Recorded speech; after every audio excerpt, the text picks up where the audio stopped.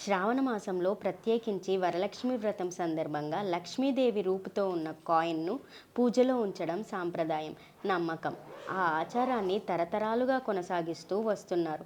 అయితే ఈ సాంప్రదాయంపై పలువురిలో పలు రకాలైన సందేహాలు ఉన్నాయి. వాటికి సమాధానాలు కనుగొనే ప్రయత్నం చేద్దాం. శ్రావణ మాసంలో వచ్చే శ్రావణ శుక్రవారం లేదా వరలక్ష్మి వ్రతం రోజున గతంలో వాడిన లక్ష్మీదేవి రూపును మళ్ళీ ఉపయోగించడంలో ఎలాంటి దోషాలు లేవని పండితులు చెప్తున్నారు. అయితే ఇలా మరోసారి వాడాలి అనుకున్న రూపు శుద్ధంగా పూజకు ఉపయోగపడేలా ఉండాలి. అశుద్ధమైన ప్రదేశాల్లో లేకుండా మైల ఉండే ప్రదేశాల్లో ఉంచకుండా ఉంటే అటువంటి రూపును తిరిగి ఉపయోగించవచ్చు. ఉపయోగపడని విధంగా రూపు ఉంటే దానిని శాస్త్రోక్తంగా విసర్జన చేసి ఆలయంలో సమర్పించాలి. ఆ తరువాత కొత్త రూపును తీసుకోవడం మంచిది. వరలక్ష్మి వ్రతం రోజున ఖచ్చితంగా కొత్త రూపాన్ని కొనుగోలు చేయడం తప్పనిసరి కాదు. లక్ష్మీ రూపును బట్టి, అవసరాన్ని బట్టి మాత్రమే రూపాన్ని తీసుకుంటాం.